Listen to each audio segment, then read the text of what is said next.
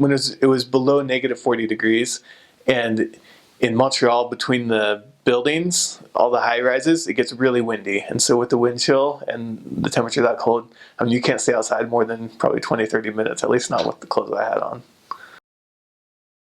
It's not uncommon for especially a woman in her 50s or 60s, in like a sister in the church, to give the missionaries the kisses on the cheek, like kind of the French bisous, they call them, I think. And there's a word that if you change a vowel or two, it becomes a much more than a kiss. I'll just say that.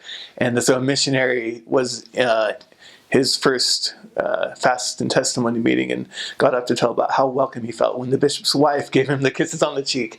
And let's just say it caused a bit of laughter. It didn't come out the way he hoped it would. Honestly, it's hard to change companions. You get used to your companion, and then when you change and you have a different personality, it can either be really great, or it can be challenging. And so I think that was the hard thing, is feeling momentum build up, and then a change, maybe disrupting that. It's hard when you're out in the cold and people don't want to talk to you. that gets hard. It was to continually pray for and develop charity. That's something I felt impressed to do starting at the MTC, and something that blessed my missionary experience and has been a blessing since, as I've been intentional in doing that.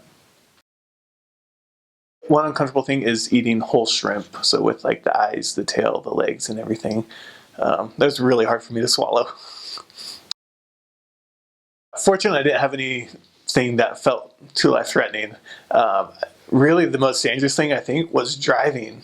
Like when it's icy and you have missionaries from countries where it's never snowed before, driving can be scary, especially if you're not the one in control. That said, our mission president gave us time to go to the church parking lots and do donuts every snow day. So, you get your practice in. I heard about a missionary getting chased with someone with a broom, but that's not too bad. It's a safe place. Nothing too unique comes to mind, just layers.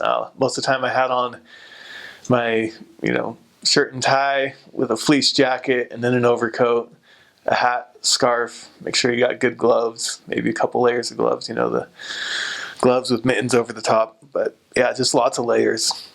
And the nice thing about the mission, you can buy whatever you need there. Like there's plenty of stores, and I couldn't get what I needed in California. So they have something called Boxing Day, the day after Christmas, and they have great sales that day. So that's when most missionaries, it's like kind of the beginning of the winter months, and that's when they go buy their big coats and stuff. Read the Book of Mormon. That's easy, yeah. Keep reading the Book of Mormon. Just find ways to serve and keep sharing the gospel, whether it's in person at school or online, or staying in touch with people that you met on your mission. I learned that if you're older or if you need to use a cane, that you can buy a spike and put it on the end of your cane to help you not slip on the ice. I never had to use a cane, fortunately, but I never knew those existed before.